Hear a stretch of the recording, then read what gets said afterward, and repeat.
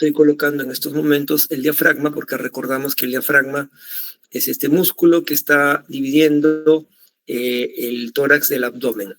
Y entonces, como parte de las vísceras abdominales, hoy día vamos a ver a los riñones. Entonces, coloco acá aparato urogenital y han aparecido exactamente los dos riñones. Tenemos un riñón derecho, un riñón izquierdo. Como podemos observar, ellos no están al mismo nivel. Vemos que el derecho está más descendido que el izquierdo. ¿Cuál es el motivo? ¿Por qué sucede eso? ¿Por el hígado? Por el hígado, correcto. Si coloco acá hígado,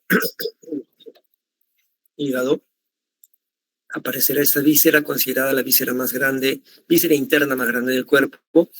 Efectivamente, vemos que esta víscera que es grande, pues empuja el riñón derecho y lo coloca en una posición ligeramente inferior a la del izquierdo. Entonces ya tengo a los riñones, que son parte del aparato urinario, otros dicen aparato urogenital también, pero es un órgano considerado retroperitoneal. Entonces voy a colocar acá el aparato digestivo y veremos que aparece el peritoneo, que es esta cubierta que va a envolver a muchas vísceras que están dentro del abdomen, por eso son consideradas vísceras intraperitoneales. Pero en este caso, los riñones se encuentran por detrás del peritoneo, por eso se le considera a unos órganos retroperitoneales. Como pueden ver también, los riñones están parcialmente cubiertos por las costillas flotantes, son la número 11 y la número 12. Los riñones, entonces, son estos órganos que son retroperitoneales y cuya función es filtrar la sangre para eliminar sustancias de desecho.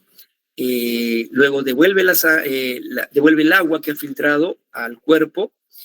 De la cantidad de agua que filtraron los riñones, el 98% es devuelta a la sangre nuevamente y el 2% es eliminado por la orina, ¿no? Los riñones, entonces, cumplen esas funciones que se consideran funciones de filtración, de absorción y de secreción, pero también cumplen función endocrina, producen hormonas. Y los riñones, como podemos observar, tienen una cara anterior, tienen una cara posterior, tienen un borde externo, voy a pintarlo en este momento, tienen un borde externo, tienen un borde interno. Y en el borde interno podemos encontrar la entrada dentro de la cual están ingresando o están saliendo elementos del riñón. Esta zona que está en el borde medial se le llama ilio. Será el ilio renal, ¿no? Está en la cara medial del riñón y este ilio renal determina una zona suprailiar, una zona infrailiar, o sea, por encima y por debajo del ilio renal. Cuando observamos el ilio renal, vemos que tiene 4 bordes. Estos bordes son un borde anterior, un borde superior, un borde inferior y finalmente un borde posterior. Si examinamos los bordes, veremos que el superior, el anterior, el inferior son planos. El borde posterior, al contrario, es un borde que es cóncavo, como estamos observando acá, ¿ven? Es un entrante así, es cóncavo. El borde posterior del ilio renal. Entonces, les comentaba que en el ilio renal se encuentran entrando y saliendo estructuras importantes. En este caso, lo que está saliendo del riñón se llama pelvis renal. Es parte de los elementos que entran y salen. Pero vamos a analizar primero el riñón en cuanto a los elementos que lo envuelven.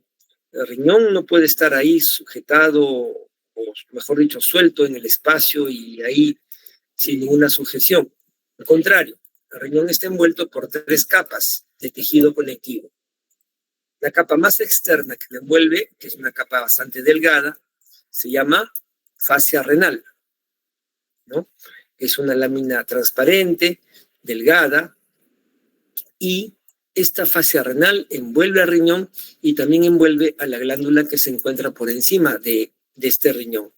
Estamos hablando de la glándula suprarrenal, que también se encuentra envuelta por esta fascia renal. Si ocultamos la fascia renal, inmediatamente por debajo, mejor dicho, por dentro de ella, encontramos un tejido adiposo, que se considera como la capa adiposa, o como le llaman también la grasa perirrenal, alrededor del riñón. Es esta capa de tejido adiposo que puede disminuir su volumen cuando bajamos de peso, y que podría suceder entonces que si hay una bajada drástica de peso de forma muy repentina, este riñón podría literalmente caer. Caer significa que va a descender, y si el riñón desciende, pues también lo harían los elementos que le acompañan. Entonces podría ser que esta pelvis renal podría estar acá ubicada y el uréter podría formar así una acodadura. Entonces, esta acodadura que se forma podría hacer que la orina no atraviese por este conducto. Entonces, es peligroso, dicen los libros, que la pérdida de peso tiene que ser de forma gradual, no puede ser de forma tan abrupta. Y después, ya cubriendo el riñón en sí, tenemos aquella estructura que le da forma al riñón, está envolviendo al parénquima renal. Y esta cápsula fibrosa o cápsula renal, pues, es delgada, transparente, está unida estrechamente al riñón y le da forma. Si ya hemos visto nosotros las capas que envuelven al riñón, pues a continuación veremos lo que encontramos en el interior del riñón. Si bien es cierto, esto es parte de la histología, pues nos daremos cuenta que no hay forma de comprender la parte anatómica, en este caso, si es que no nos referimos un poco a la histología. Y entonces lo que podemos observar nosotros en el riñón, al corte, es que encontramos dos zonas bastante bien definidas. Una zona periférica,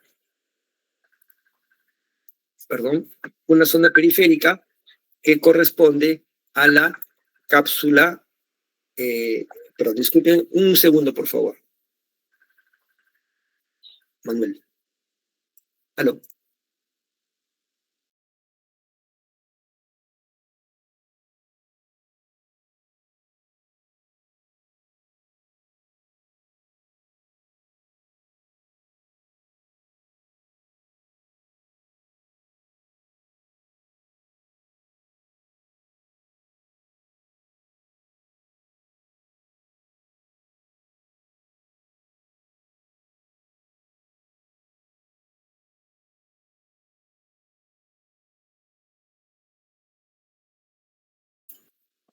Gracias. Disculpen la interrupción. Entonces decía que tenemos, cuando vemos al riñón en un corte, tenemos una parte superficial más externa. Esta parte externa que está acá.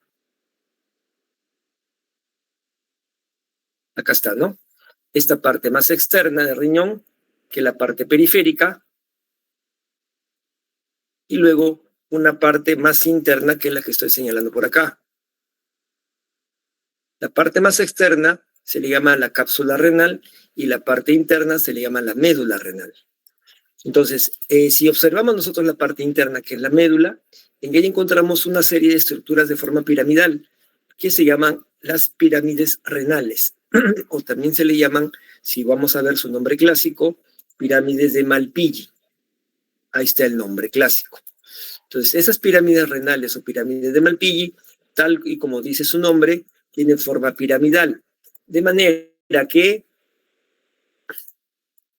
el vértice de estas pirámides está mirando hacia la corteza, la base está mirando a la corteza, y el vértice está apuntando hacia hacia el hilo renal. Acá vemos lo mismo, acá está el vértice, por acá está la base de una pirámide. Vemos efectivamente cómo está apuntando hacia el hilo renal. ese vértice de la pirámide renal tiene nombre, se llama papila renal. Y como podemos observar, la papila renal tiene una serie de agujeros. Ya veremos por qué tiene agujeros. También hay que mencionar que la corteza renal está ingresando dentro de la médula, de manera que está formando lo que se conoce como las columnas renales. Las columnas renales entonces se encuentran entre una pirámide renal y otra pirámide renal. Reciben un nombre clásico también que les decían las columnas de Bertin. Columnas renales o columnas de Bertin. Es un nombre clásico. Y cuando ya estamos nosotros aquí dentro de la médula, pues vemos acá las pirámides renales con sus vértices que son las papilas renales. Y a continuación observamos estructuras renales que son las que continúan, voy a mencionarlas. Para ello primero voy a sacar la grasa que está en el seno renal y voy a observar la presencia de unas formaciones que se llaman cálices menores. Como pueden observar ustedes, los cálices menores están en contacto estrecho con el vértice de las pirámides, o sea, con las papilas renales.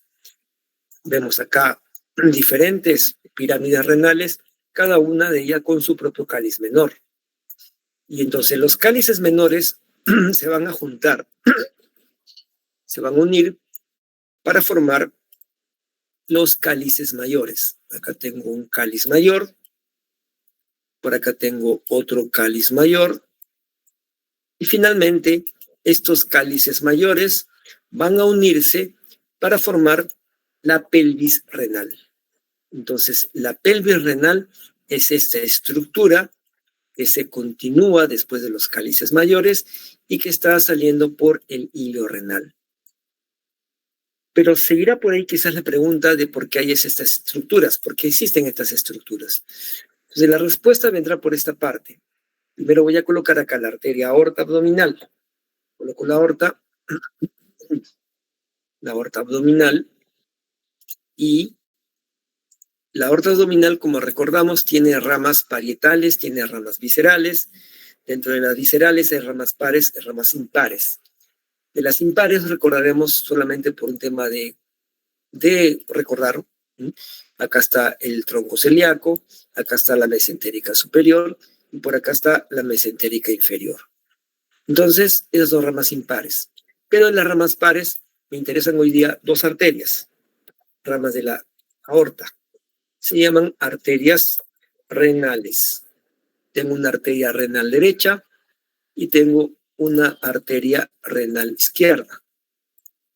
Y ahí aparecieron las dos arterias renales que, como vemos, están originando de la arteria aorta, ¿no? Más o menos a nivel de la arteria mesentérica superior. Y estas arterias se van a dirigir hacia el riñón, por lo tanto también son contenido del hilio renal.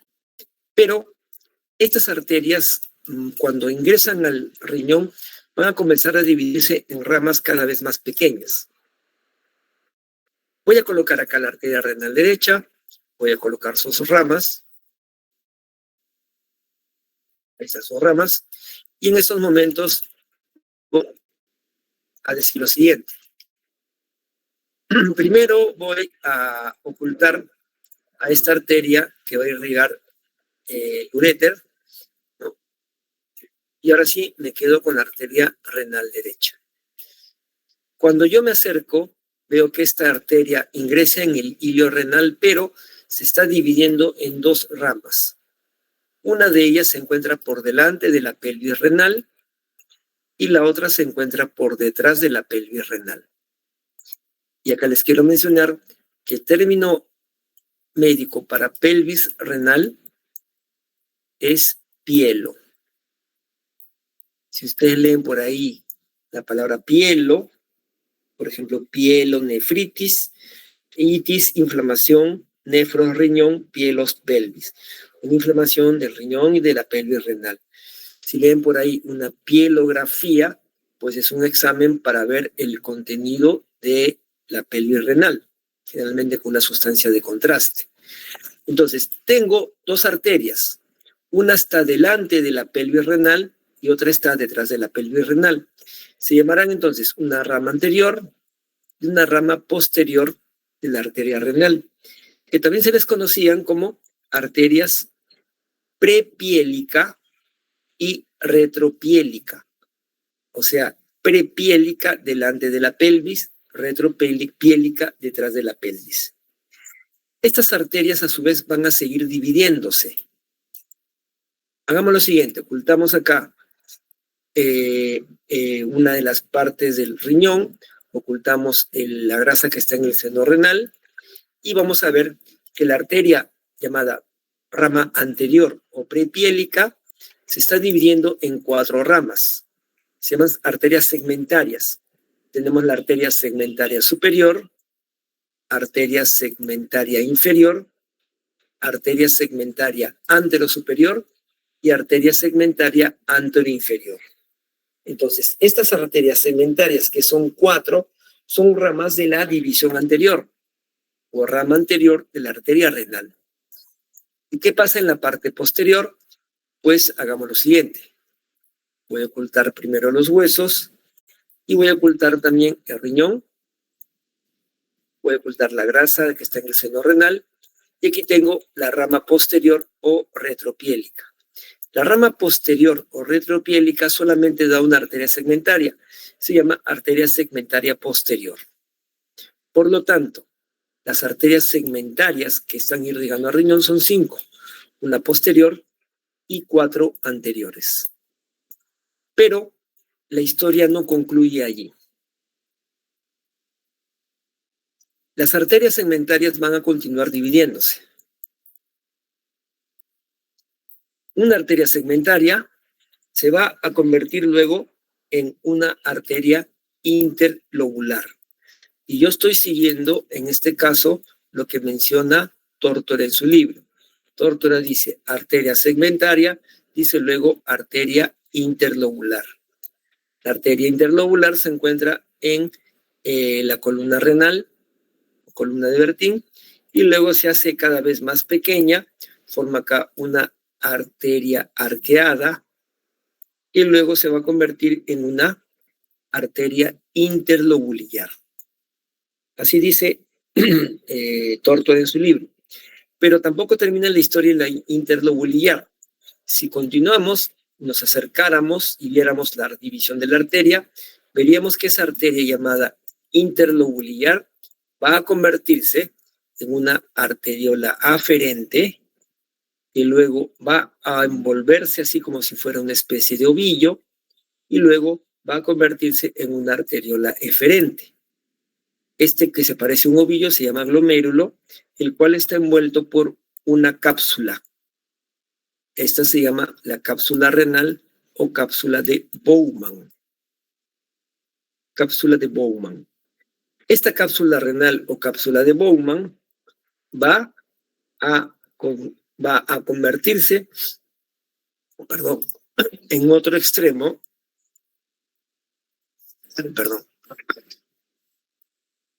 en el otro extremo va a convertirse o va a originar una serie de conductos. Un conducto,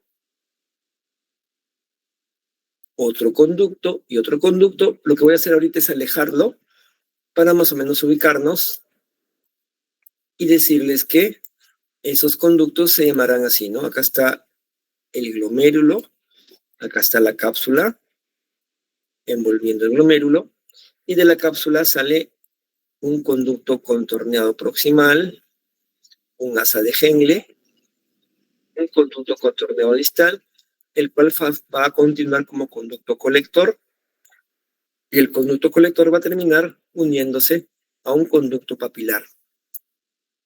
Entonces, toda esta estructura que voy a señalar acá, se le conoce como la unidad anatómica y funcional del riñón, que se llama el nefrón o nefrona, la cual se encarga justamente de filtrar la sangre, reabsorber el agua filtrada, o también produce secreciones, ¿no? También tiene, o sea, 3 funciones se mencionan: filtración, reabsorción y secreción. Todo esto según lo que dice Tórtora. Entonces, lo que pinté acá de color rojo sería un conducto papilar. Entonces, en el conducto papilar están desembocando los conductos colectores. Entonces, si yo tengo que existen conductos papilares, los conductos papilares están dentro de la pirámide renal, pues estos conductitos van a finalmente terminar desembocando en el vértice, o sea, en la parte que se llama la papilar renal. Por eso hay muchos agujeritos. Significa que el líquido filtrado, o sea, el agua, ¿no? Les repito esto, les sugeriría que lean Tórtora en la parte que corresponde a fisiología renal, y Tórtora dice así: los riñones, el 100% del agua que hemos ingerido, de este 100% que pasa por el riñón, el 98% regresa a la sangre, mientras que el 2% restante va a ser eliminado como orina, ¿no? Entonces, si la sangre ha sido filtrada en las nefronas, esta sangre filtrada, esta agua filtrada con los elementos de desecho, van a viajar de la pirámide renal al cáliz menor, luego al cáliz mayor, luego viajarán a la pelvis renal, la cual va a continuar con el uréter. Esta es la secuencia que sigue la orina con la sustancia de desecho, para después esos uréteres desembocar en la vejiga urinaria. Voy a colocar huesos para que nos ubiquemos y veamos que la vejiga urinaria es un órgano pélvico, como pueden observar. Una vez que la orina ya está en la vejiga urinaria, tiene que ser eliminada.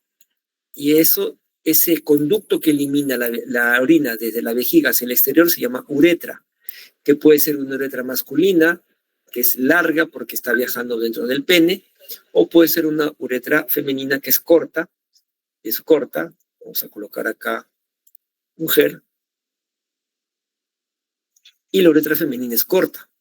En una clase próxima veremos justamente las partes que tienen la uretra masculina y femenina, el tamaño que tiene cada una de ellas. Justamente el hecho de que la uretra femenina sea bastante corta es el motivo por el cual las infecciones urinarias son más fáciles de producirse en una mujer que en un hombre. La bacteria tiene que recorrer un espacio más pequeño, ¿no? Entonces, más o menos esta es la secuencia que sigue la orina cuando es filtrada la sangre a través de los riñones. Y el 98% que regresa a la sangre, ¿a través de qué va a regresar? Pues va a regresar a través de las venas renales. Yo coloco por acá vena renal, derecha e izquierda. Es el otro contenido del hilo renal. Coloco con las venas renales y observo que están justamente ingresando, mejor dicho, saliendo, ¿no? Porque lo que ingresa es la arteria, lo que sale es la pelvis y lo que sale es la vena renal. Y esta vena renal, las dos venas renales van a desembocar en la vena cava inferior. Coloco vena cava inferior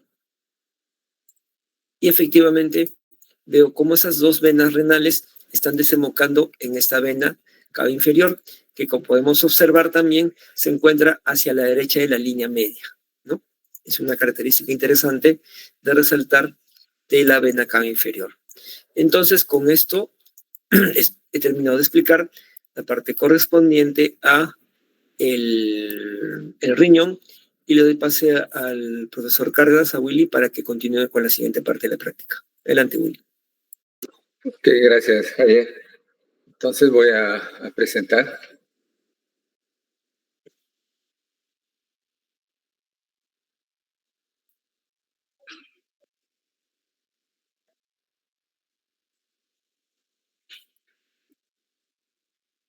Bien, buenas tardes con todos ustedes.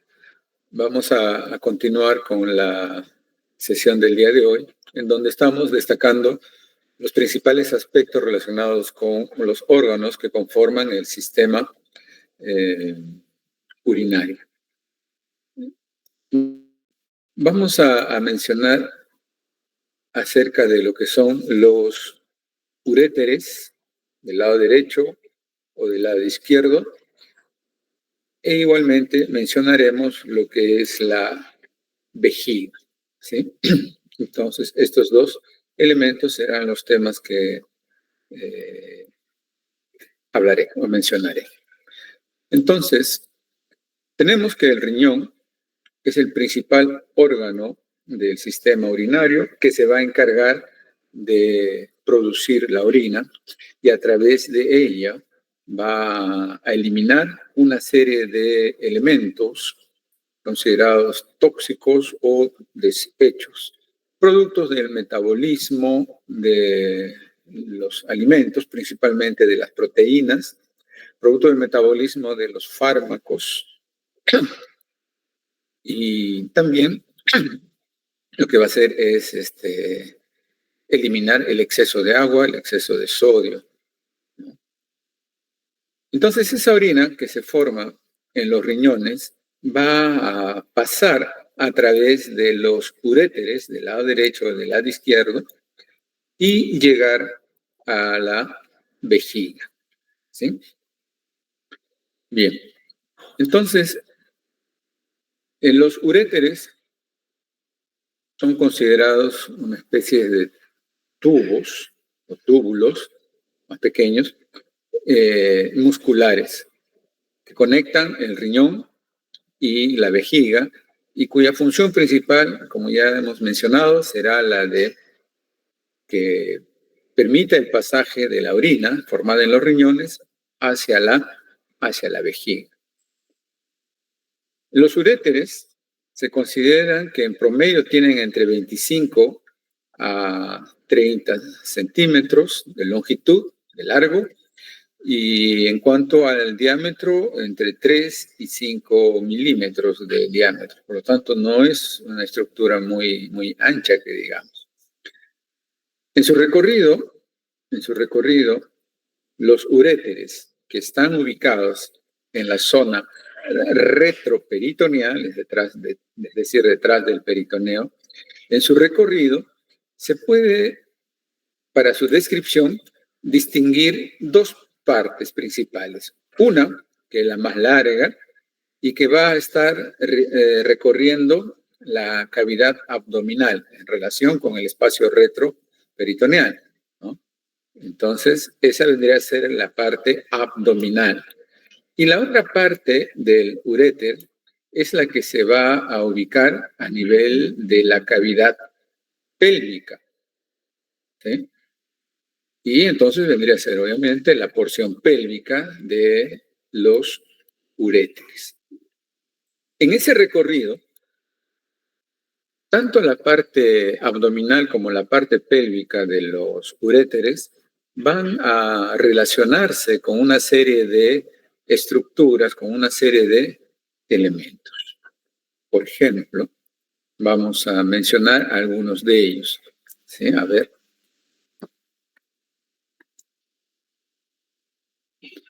Voy a poner el del lado derecho, pero es igual hacia el otro lado, ¿no? O si hay algunas diferencias, las vamos a remarcar también. Entonces, por ejemplo, tenemos aquí que una de las relaciones posteriores que va a tener el uréter, desde el lado derecho, pero igual para el otro lado, viene a ser con el músculo psoas mayor. Este músculo, psoas mayor, es un músculo que se encuentra o que forma parte de la pared posterior del abdomen. Se une hacia la parte inferior con el músculo ilíaco y entonces juntos, porque se unen los dos tendones, van a formar lo que se conoce como el músculo ilio-psoas o psoas ilíaco, que recordemos se inserta a nivel del trocánter menor en el fémur. Entonces se relaciona con ellos. Otro elemento con el cual también el uréter en la parte abdominal se va a estar relacionando es con el llamado nervio génito-femoral. Con el nervio génito-femoral. En relación con la pared posterior del abdomen, van a estar relacionándose una serie de nervios Y entre ellos vamos a tener a este de acá, que es el nervio génito-femoral, ¿no? El cual va a continuarse hacia la parte inferior.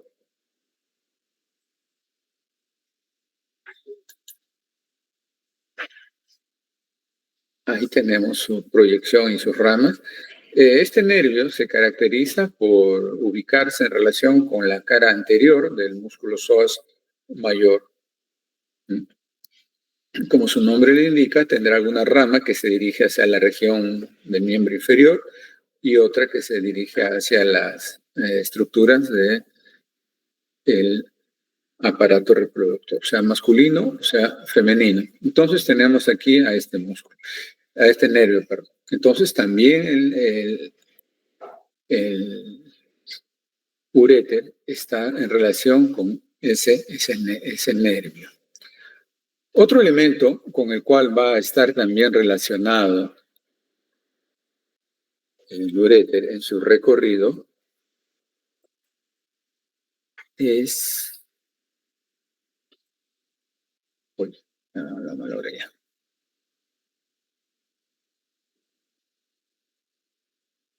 Voy a tratar de regresar. Ahí está. A ver, vamos a ver otra vez. Duodeno, pero nos vamos hacia abajo. Acá. Entonces, fíjense, el duodeno, que es la primera parte del intestino delgado, que es la parte más gruesa, la parte más ancha y que tiene la forma de letra C, que engloba al páncreas y que está entre L1 y L3, también es una estructura que va a guardar relación, sobre todo con la parte posterior, con los uréteres. En el caso del uréter derecho, el uréter derecho va a estar más en relación con la parte descendente del duodeno, mientras que el lado correspondiente al uréter izquierdo más va a estar relacionándose con la parte en la que el duodeno se va a continuar con el yeyuno, es decir, donde está más o menos el ángulo duodeno-yeyunal. ¿Sí? Entonces, ahí vamos a destacar esa relación que guarda el uréter con,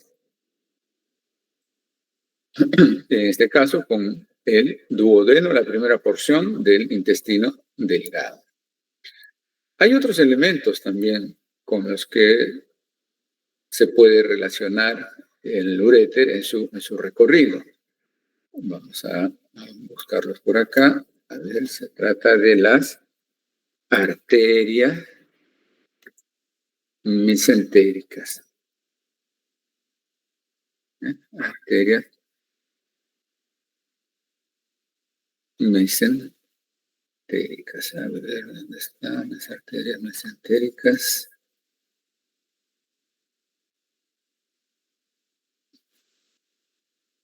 Arterias mesentéricas.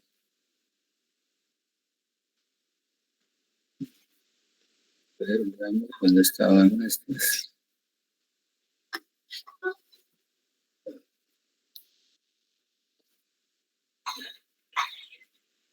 Acá está. Tenemos a la arteria mesentérica superior y tenemos a la arteria mesentérica inferior.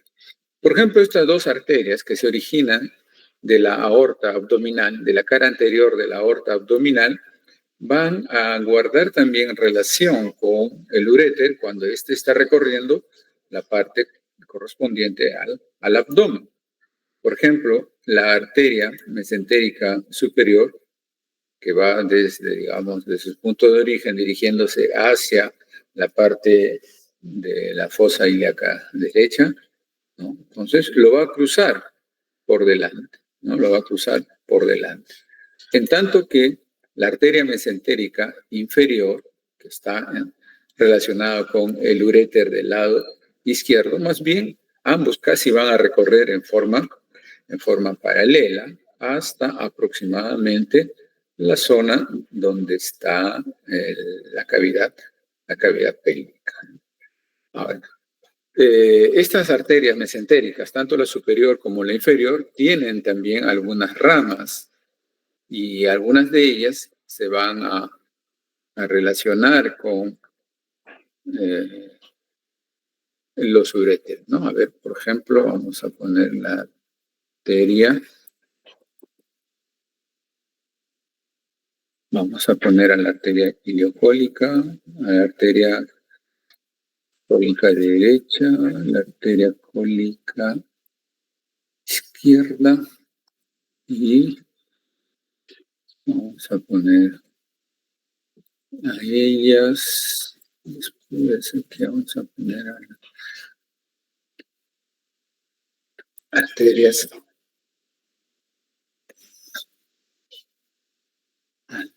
sigmoideas.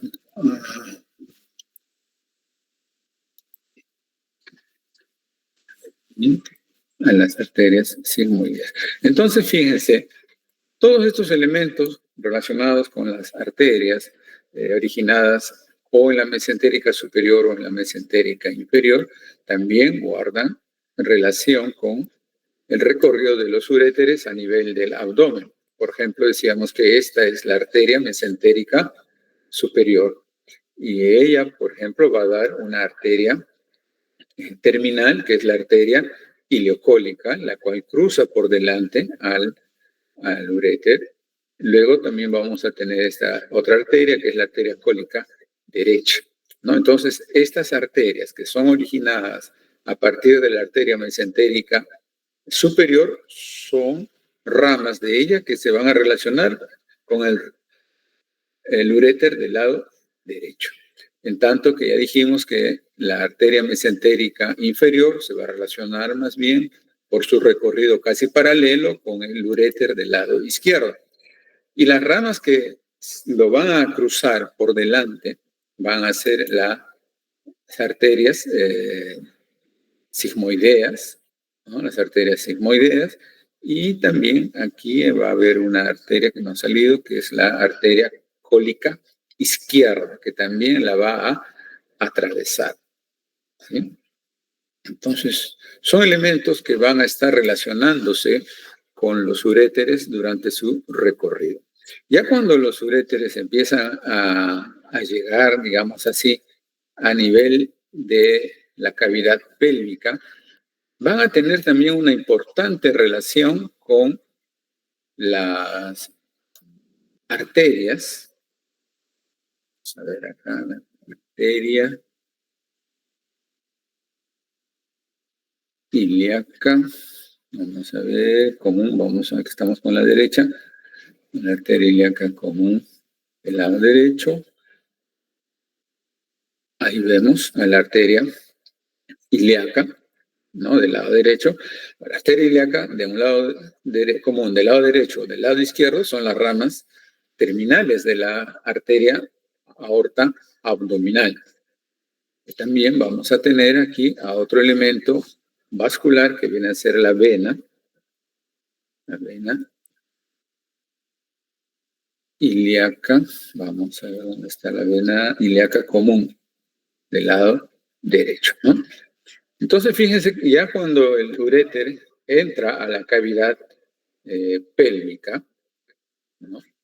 Va a cruzar la zona en la que están tanto la arteria ilíaca común, tanto del lado derecho como del lado izquierdo, en este caso es el derecho, como la arteria o la vena ilíaca común también del lado derecho, ¿no?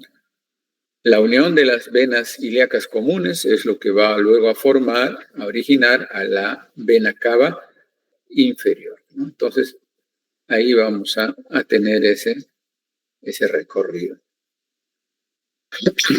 Ya cuando el uréter, tanto del lado derecho como del lado izquierdo, está a nivel de la cavidad pélvica, ellas van a entrar a la vejiga, ¿no? Van a entrar a la vejiga y lo hacen en relación con la parte posterior de la vejiga, ¿no? Posterior y superior de la vejiga. En este caso, como el modelo corresponde a un modelo masculino, es que se puede observar aquí la presencia de estos elementos, que no son otra cosa más que las vesículas seminales, ¿no? Las vesículas seminales. Y hacia la parte inferior, acá tendríamos a la próstata, ¿no? Que es un elemento, obviamente, propiamente de los varones, ¿no? De los masculinos. En el caso, pues, de un modelo femenino, más bien por encima, ¿no? Obviamente no vamos a encontrar la próstata, pero por encima de la vejiga más bien encontraríamos el útero, el cuerpo del útero, ¿no? Proyectándose sobre la cara superior de la vejiga. Entonces, ahí llega a desembocar los uréteres. Y entonces el otro elemento a destacar corresponde a esta estructura de acá, que viene a ser la vejiga. La vejiga, que también es un órgano que forma parte de nuestro sistema urinario, es como una bolsa muscular que va a almacenar en forma temporal la orina. Y cuando más o menos se llega a una cantidad promedio entre 250 a 300 mililitros almacenado en la orina, entonces se produce el reflejo de la micción. Entonces tenemos que eliminar la orina que se ha almacenado temporalmente en esta estructura, en este órgano. Sin embargo, tiene mayor capacidad de almacenamiento, ¿no? Bien, entonces, cuando vemos nosotros a la vejiga, lo vemos así de perfil, parecería ser o tener la forma de un barquito, ¿no? De una canoa, en donde esta punta, el vértice, estaría representando como la proa, ¿no? Este es el vértice. Luego tendríamos una cara, bueno, acá está la cara tanto superior como lateral, y luego tendríamos aquí una parte o cara posterior, ¿no? Una cara posterior. Igual del otro lado, entonces, tendríamos igual, ¿no? La mitad superior y lateral, y luego hacia la parte de atrás, la zona posterior. Entonces, la vejiga está internamente o histológicamente constituida por una mucosa, que es una mucosa que tiene un epitelio polimorfo, al igual que lo tiene también el epitelio que reviste a los uréteres, ¿no? La musculatura es relativamente gruesa de la vejiga, es una musculatura de tejido liso, de tejido muscular liso, y tiene una serosa. La vejiga va a estar ocupando la cavidad pélvica, específicamente la denominada pelvis menor, que es donde se va a encontrar relacionándose con otros elementos que forman en conjunto el sistema génito urinario. ¿Sí? Bien. A ver, vamos a eliminar aquí. También vamos a eliminar acá. Y esto es para resaltar básicamente el interior de la vejiga. Entonces, en el interior de la vejiga, que está recubierta por mucosa, vamos a encontrar dos zonas, digamos, diferentes.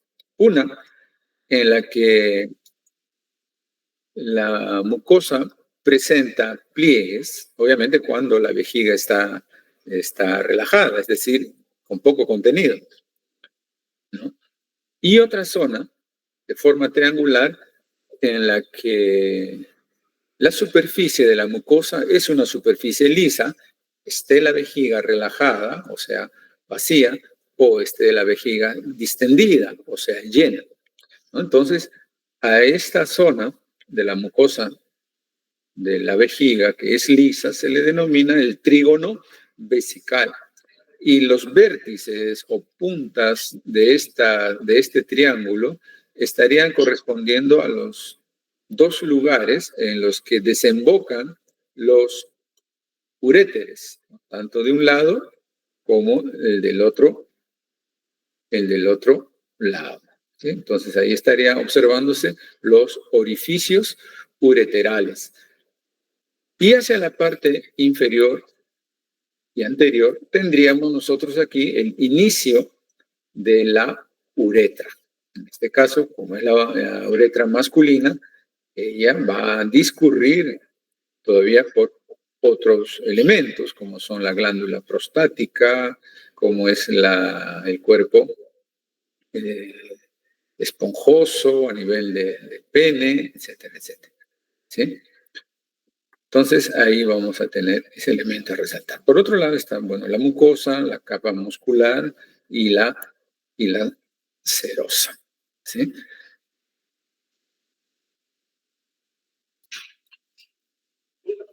A ver, entonces vamos a ver aquí.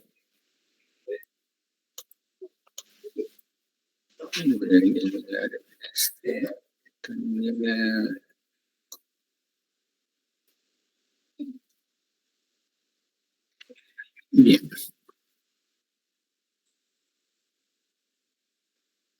A ver, permítame un ratito buscar acá a las arterias.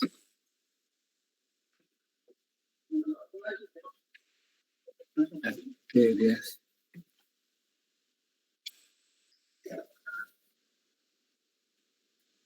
Arterias del uréter. A ver. Bien. Con esto vamos a resaltar las principales ramas que van a irrigar el uréter. Como hemos mencionado, es una estructura tubular larga. Por lo tanto, en su recorrido abdominal y en su recorrido pélvico va a tener distintas ramas que lo van a irrigar, ramas que van a proceder de distintas arterias también. ¿Sí? Por ejemplo, si estamos cerca de la pelvis uretral, tenemos aquí a esta rama, que vendría a ser la rama uterina, ¿sí? Esta rama uterina, pero uretérica, no uterina, ¿sí? Uretérica o ureteral, ¿sí? ¿De dónde se está originando? Se está originando de esta arteria, que ya lo mencionó el doctor Castro, ¿no? Que es la arteria renal, en este caso la arteria renal derecha, ¿no? Pero igual sería hacia la arteria renal izquierda, que está en esas ramas también, ¿no?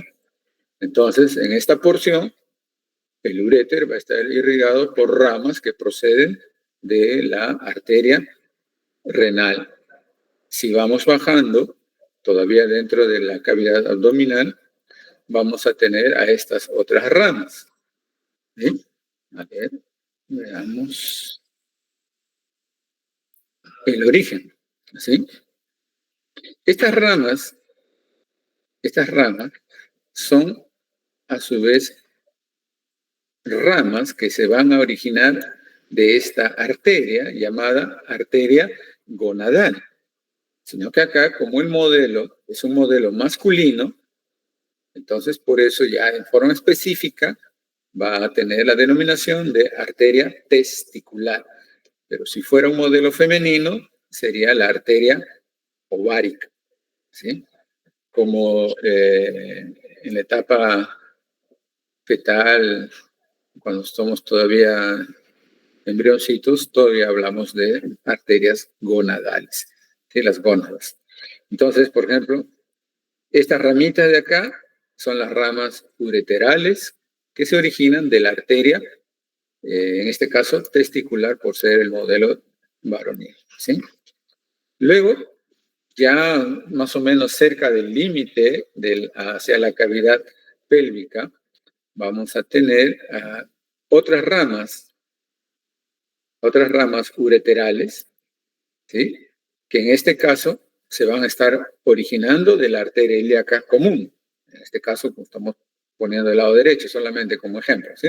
Pero lo mismo va a estar ocurriendo hacia el otro lado. Ahí tendríamos a esas ramas ureterales originadas de la arteria ilíaca común, eso en el lado izquierdo. Ya propiamente en la cavidad pélvica, aquí vamos a tener a otras ramitas ureterales, ¿sí? Las arterias o ramas ureterales. Estas, ¿de dónde se van a estar originando?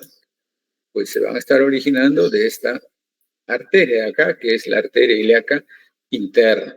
Hay que recordar que cada una de las ilíacas comunes, tanto del lado derecho como del lado izquierdo, a nivel de la cavidad pélvica se van a dividir en una arteria ilíaca externa, que continuará su trayecto hacia el miembro inferior, y otra rama, que es la rama ilíaca interna, y esta rama ilíaca interna es la que va a ubicarse dentro de la cavidad pélvica, ¿no?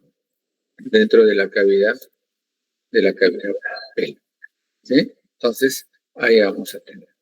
Y en la parte inferior de la cavidad pélvica, inclusive hay otras ramitas que también contribuyen a irrigar al uréter. Entonces, estamos aquí mencionando a esta ramita de acá, esta chiquita, pequeñita, que son las ramas ureterales que proceden de esta arteria, que es la arteria vesical inferior, que a su vez es rama de esta arteria ilíaca interna. Arteria ilíaca que da muchas ramas dentro de la cavidad de la cavidad pélvica. Una de ellas es justamente esta arteria, que es la arteria vesical inferior, que da también ramas para el uréter. ¿Bien? A ver, vamos a poner aquí arteria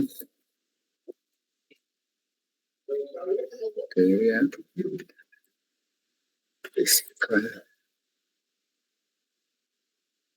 superior. Acá tenemos. Bien. Entonces, a este nivel, ya en la cavidad pélvica, en la pelvis menor, entonces vamos a aprovechar también para destacar la presencia de esta otra rama, que viene a ser la arteria vesical superior, que se ramifica, ¿no? Se ramifica en varias ramitas que se ubican sobre todo en relación con la cara superior, lateral e inferior de la vejiga. Entonces aquí estamos hablando de las arterias que van a irrigar a la vejiga. Entonces vamos a tener a las arterias vesicales superiores y también vamos a tener a las arterias vesicales inferiores. Ambas van a ser, digamos, ramas, ¿no? De la arteria ilíaca interna, sino que la vesical superior es de la rama anterior y la vesical inferior va a ser de la rama posterior, ¿no? Que son las dos ramas en que se divide finalmente esta arteria ilíaca interna, ¿no? En una rama anterior y en una rama posterior. Entonces, estas arterias vesicales, tanto superiores como inferiores, van a irrigar a la vejiga, ¿no? Entonces, ahí las vamos a tener. De esta manera, entonces, los uréteres, así como la vejiga, van a estar irrigados por estas arterias. En el caso de los uréteres, por distintas ramas procedentes de distintas arterias, según el nivel o la altura en que esté discurriendo el uréter, y en el caso de la vejiga, por las ramas vesicales, tanto superior como inferior, procedentes, originadas en la arteria ilíaca interna. Bien. Gracias. Gracias. Adelante, doctora Delgadillo, por favor. Entonces, a ver, voy a dejar de presentar. Ya. Ajá. Sí, adelante, doctora. Ya, Willy, gracias.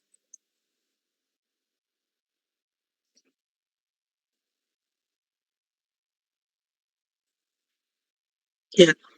Buenas, continuando con las prácticas, ahora nos toca ver lo que corresponde a las glándulas endocrinas, que son las glándulas suprarrenales. Como pueden ver, ellas están ubicadas sobre la parte superior, superomedial del riñón. Tenemos dos. Vamos a quitar este órgano para verlas bien. Acá están las dos glándulas suprarrenales, en la derecha. Como pueden ver, tienen diferente forma que la izquierda, tiene forma de una pirámide. La izquierda tiene forma de un semiluna, más o menos. Y si nosotros observamos también sus alturas, una está más baja que la otra. El motivo es que sabemos que en el lado derecho está pues el hígado, que lo hace que el riñón descienda más y por lo tanto la glándula suprarrenal también está un poco más descendida, ¿no? Estas glándulas, que son pequeñitas, se dice que más o menos miden entre 3 a 5 centímetros, están ligadas al riñón y están a ellas unidas por un plexo, por la fascia renal que lo cubre el riñón, también cubre a la glándula suprarrenal. Tienen estas glándulas, tienen funciones importantes, aunque su tamaño es pequeño, pero su función es bastante importante. Entonces, en ella tienen, como todas estos, tienen una porción importante, es periférica. Vamos a cortar acá porque no se ve de otra manera. Vamos a hacer un corte aquí.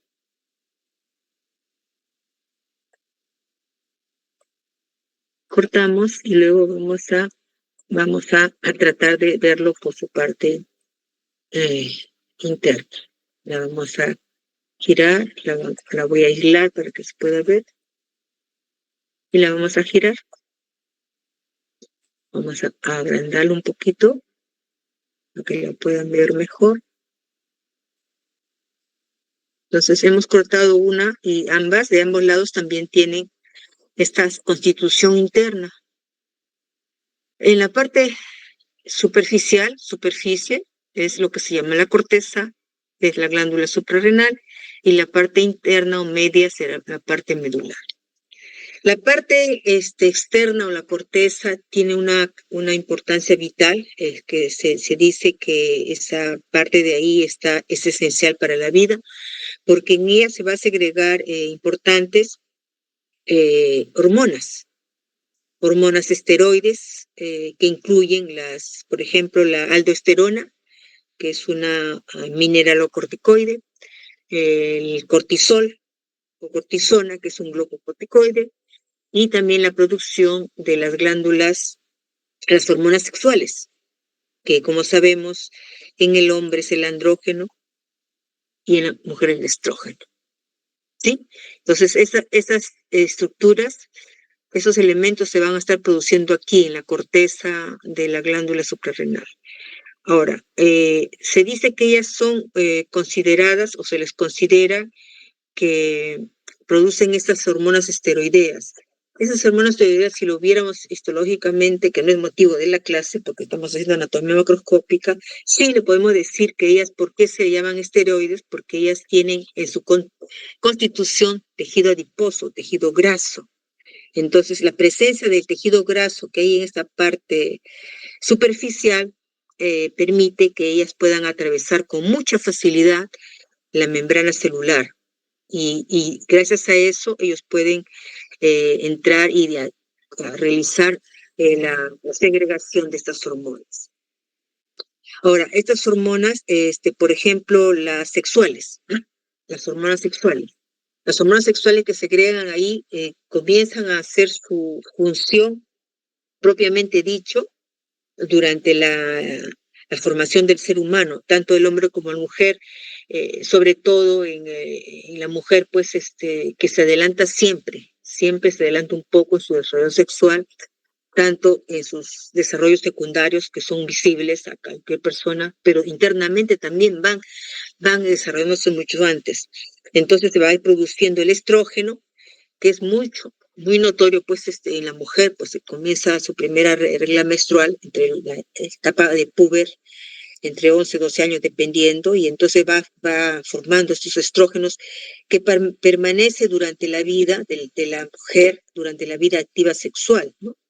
Se dice más o menos que los estrógenos normalmente deben estar desde que uno regla 30 años más, que es la edad reproductiva de la mujer, dependiendo de cada persona, ¿no?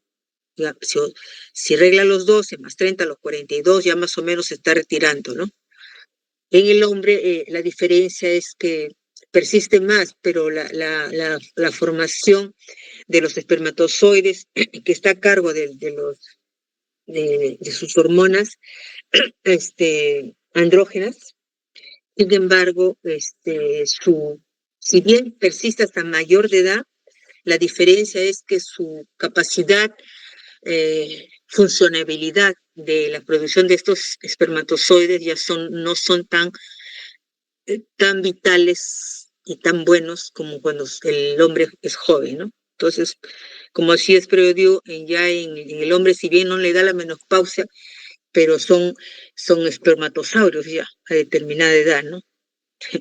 Que si bien pueden engendrar vida, es mucho más factible que el producto, que el niño sea bueno en una mujer joven, que una mujer casi de su edad. Entonces, tiene sus limitaciones, pero estas hormonas que son importantes para la vida, por eso son esenciales para la vida, y que están en esta parte de la corteza.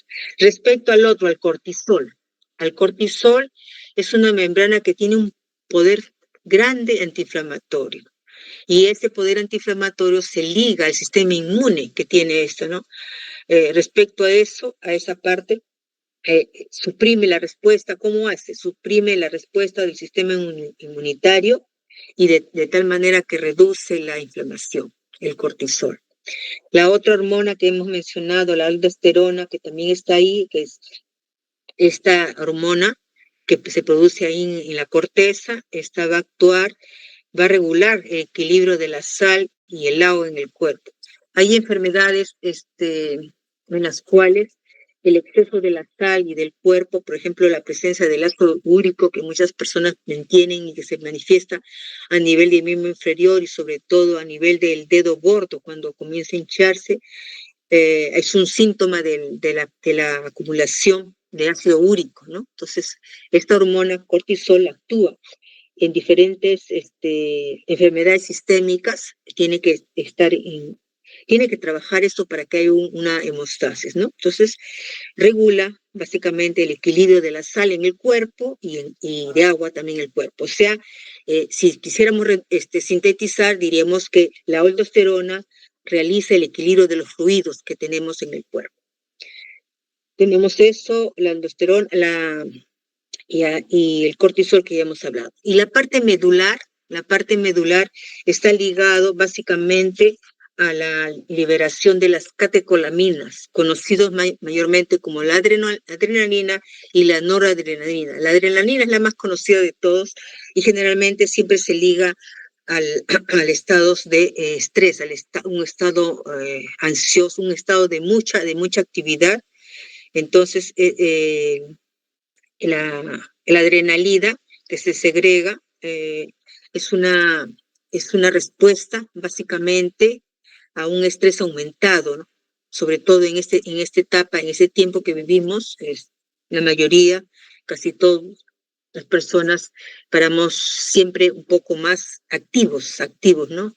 Y atentos, ¿no es cierto?, por las situaciones que se suceden en nuestro alrededor, en nuestro ambiente y en todo, en la misma tensión también durante las etapas, por ejemplo, que se producen las etapas de evaluaciones, etcétera. Y diferentes etapas, entonces, la adrenalina aumenta, ¿no? Y en estados también de actividades o estos físicos de riesgos, ¿no? Entonces, esta adrenalina aumenta y de qué manera son la forma en que uno lo percibe, aumenta la frecuencia cardíaca, ¿no? Comienzan a haber más latidos fuertes también la presión arterial se eleva y los niveles de energía también aumentan. Entonces, todo eso condiciona esto a partir de la adrenalina. Cuando hay por ejemplo, esos juegos que son esos juegos que uno hace unos movimientos, esos que son de mucho reto, entonces, o también quizá durante actividades en las cuales uno tiene que enfrentar ciertas circunstancias, entonces la adrenalina aumenta, ¿no? Y se produce un estrés que definitivamente cuando este estrés es exagerado ya conlleva a otras sintomatologías de tipo ya emotiva, ¿no? Pero cuando este estrés es, digamos, en cierta época temporal y pasa después de que se pasó el evento, entonces eso es algo que es propio de esta glándula. Entonces tenemos la adrenalina en la parte medular y se dice que la adrenalina con la aldosterona, que está por fuera, ambos, que está en la médula y lo que está en la corteza, las dos hormonas actúan y es importante para tener una presión arterial normal. Cuando una de ellas está alterada, entonces la presión arterial o puede estar muy baja o puede estar muy alta, ¿sí? Entonces, importante la función que tiene esta glándula suprarrenal. Entonces ya hemos visto por su parte interna. Vamos a regresar al normal.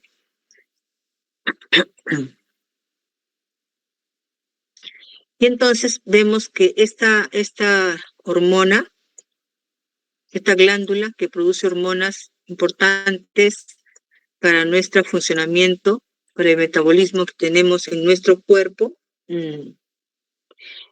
Aparte, a ver, diría, ¿qué otro elemento o qué otro glándula segrega lo que ellos? O sea, segregan hormonas esteroides. Por ejemplo, aparte de la corteza suprarrenal, existen otros, por ejemplo, los testículos y los ovarios. También segregan esas hormonas, pues por eso están. Y a la mujer durante el embarazo aumenta la producción más de estas hormonas. Durante el embarazo, la placenta también llega a generar estas hormonas que acabamos de explicar. Estas glándulas, vamos a ver que están vascularizadas por tres tipos por tres vías diferentes. Vamos a mostrarlo ahorita. Y que son las siguientes. Vamos a ver acá, en este lado, tratar de ponerlo, por ejemplo, acá. Ya, vamos a ver aquí. Tres. Acá tenemos las superiores, que son estas de acá. Estas de acá son las arterias suprarrenales superiores. Estas arterias suprarrenales superiores son ramas de la frénica o diafragmática inferior, que viene de la arteria anterior, ¿no es cierto? Sabemos, como hemos estudiado en la parte de tórax, hemos visto que la arteria torácica interna da ramas. ¿Se acuerda? La musculofrénica y la frénica. Entonces, la frénica inferior, su rama es esta. Estas son las 4 ramas que van a vascularizar la parte superior y el tercio superior, el ápice y el tercio superior de esta glándula suprarrenal. Luego tenemos otra, la que viene en la parte medial, esta de acá. Esta va a venir de la arteria aorta abdominal. Vamos a poner a ver acá. Esta. Ya vamos a poner uno más. Se ponen todos menos. Ya, aquí, ¿ven? Entonces, esta arteria que está señalando viene rama de la aorta abdominal. Y la otra arteria que está en la parte inferior, que es la suprarrenal inferior, vamos a voltear acá. Aquí. Esta otra arteria de acá es la suprarrenal media. Y otra arteria es la que viene de la renal. De la renal viene también una arteria que es la diafragmática inferior. Arteria capsular inferior o diafragmática o suprarrenal inferior. Vamos a ver si sale acá. Giramos a las superiores. Esta es la diafragmática. Esta es la frénica inferior. Y acá están sus ramas, las que acabo de mencionar, las chiquititas, las 4. Acá está la otra, la media. Esta es la media, que sale directamente de la aorta abdominal, y falta esta que sale de la renal izquierda, en este caso. Vamos a ver.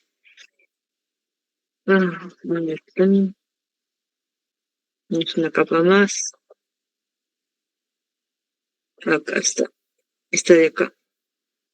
Esta es la suprarrenal inferior. Vamos a cortar este de acá, que viene a ser la esflénica, para ocultar, y nos quedamos solamente con las diafragmáticas. Entonces, esta es la inferior, rama de la frénica izquierda. Igual también se produce acá, en el lado derecho. ¿Ven? Igual, en ambos, ¿ya? Entonces tenemos de la primera vía en la parte inferior, la suprarrenal inferior. En la parte media, la suprarrenal media, rama directa de la arteria lumbar. Vamos a girar acá. Rama directa de la arteria lumbar. La suprarrenal media. Y las superiores, que son ramas de la frénica. Vamos a girar acá para verlo mejor.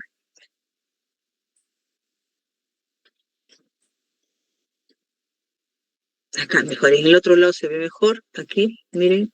Estas son las arterias suprarrenales superiores. Esas son ramas de la frénica, de esta arteria, de la frénica inferior.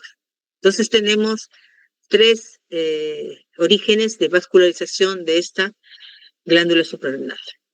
Las arterias capsulares o arterias suprarrenales superiores, las suprarrenales medias y las suprarrenales inferiores.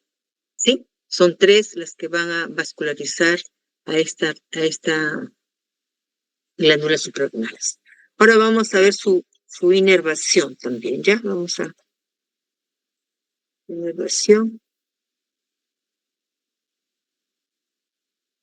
La inervación de las... caramba, sale esta cosa acá. La inervación de las glándulas suprarrenales está a cargo de un plexo. Este es el sistema de irrigación endocrino. Ya, vamos a ver. Están a cargo de un plexo que encontramos cuando hicimos también la parte de abdomen. ¿De qué plexo? Del plexo suprarrenal. El plexo suprarrenal, que va a la glándula suprarrenal, está formado a partir de este ganglio, de los ganglios celíacos. Vamos a poner otra vez un poquito más, otra capa más. Miren, acá se forma un enmarañado. Esto de acá que está resaltando es el plexo celíaco. El plexo celíaco, en unión con el nervio esplácnico mayor, ambos conforman el plexo suprarrenal, que es pequeñito, y estos son pequeñas. Estos son los que van a inervar a esta glándula suprarrenal. Y la inervación simpática va a ser por los segmentos medulares, los nervios que salen de la médula espinal, que va desde T10 hasta L1. De T10 hasta L1. De T10, T11, T12 y L1. Eso sería la inervación simpática de esta glándula, la glándula suprarrenal. ¿Sí? No sé si hay alguna pregunta más sobre esto. ¿Está claro, jóvenes?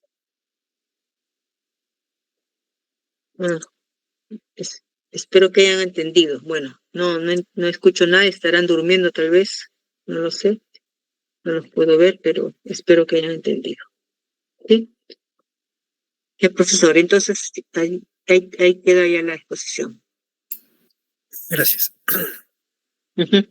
Ya, voy a dejar de compartir ya un ratito.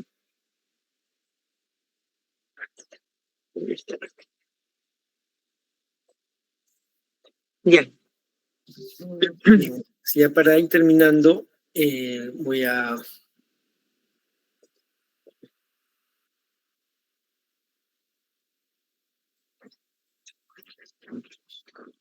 Voy a compartir este video.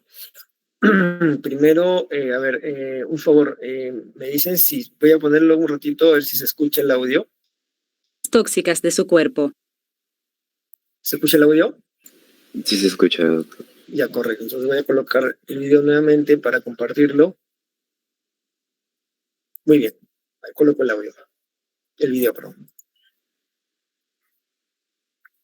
El médico puede recomendar la diálisis, un procedimiento que elimina los productos de desecho de la sangre en caso de que sus riñones no estén funcionando de forma correcta. Los riñones sanos filtran los desechos, el exceso de líquido y los electrolitos como el sodio y el potasio de la sangre.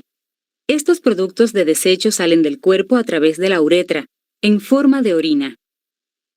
Cuando usted padece de enfermedad renal, los riñones dejan de funcionar gradualmente, lo que ocasiona una acumulación de desechos nocivos y exceso de líquido en su cuerpo, aumento en la presión arterial y problemas en los huesos o en la sangre. La diálisis también puede llevarse a cabo para tratar la insuficiencia renal aguda, la cual ocurre cuando los riñones dejan de funcionar repentinamente, o bien para eliminar drogas o sustancias tóxicas de su cuerpo. En un tipo de diálisis, llamada hemodiálisis, el médico utilizará una máquina llamada dializador para limpiar la sangre fuera de su cuerpo. Algunas semanas o meses antes de comenzar la hemodiálisis, el médico preparará un sitio de acceso vascular en su cuerpo. Su médico creará ya sea un injerto arteriovenoso o una fístula arteriovenosa para acceder a su torrente sanguíneo. Para empezar, el área se adormecerá con anestesia local. Para colocar un injerto arteriovenoso, el cirujano hará una pequeña incisión en su antebrazo e introducirá un tubo plástico blando, llamado injerto, para conectar una arteria a una vena. Para crear una fístula arteriovenosa, el cirujano hará una pequeña incisión en su piel y conectará una arteria con una vena para hacer un vaso sanguíneo más grande llamada fístula. Una vez que su sitio de acceso vascular haya sanado, su médico puede empezar la hemodiálisis. Para comenzar, su enfermera de diálisis insertará 2 agujas en su fístula AB o injerto. Una vez que el circuito esté establecido, su sangre fluirá lentamente fuera de su cuerpo y a través del dializador. Dentro del dializador, su sangre encontrará fibras para el filtrado y una solución de limpieza absorbente llamado líquido de diálisis. Las fibras eliminarán los desechos y el exceso de líquido, así como los electrolitos de la sangre. La sangre limpia saldrá del dializador e ingresará a su cuerpo a través del tubo por medio de la segunda aguja de su sitio de acceso.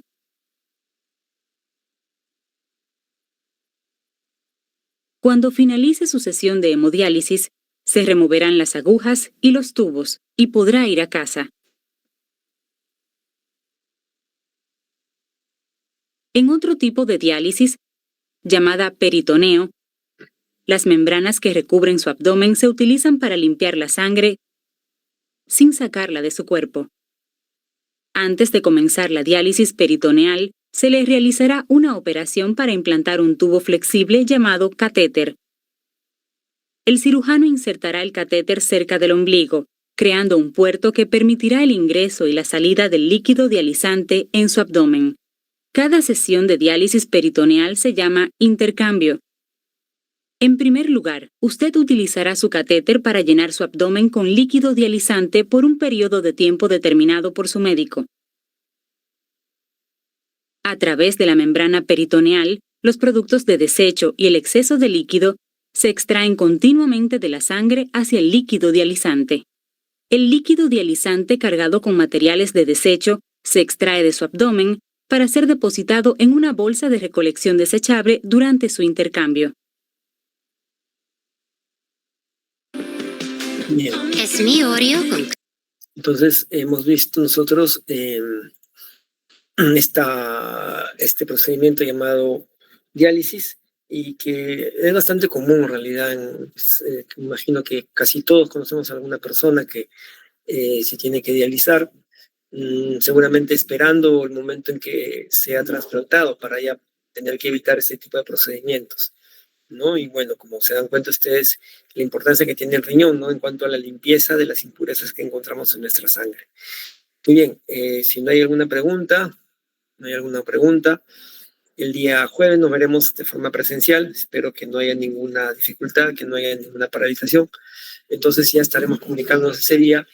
En la mañana, primero los pasitos en la teoría. Ya le comuniqué al delegado qué pasitos son, qué temas vienen.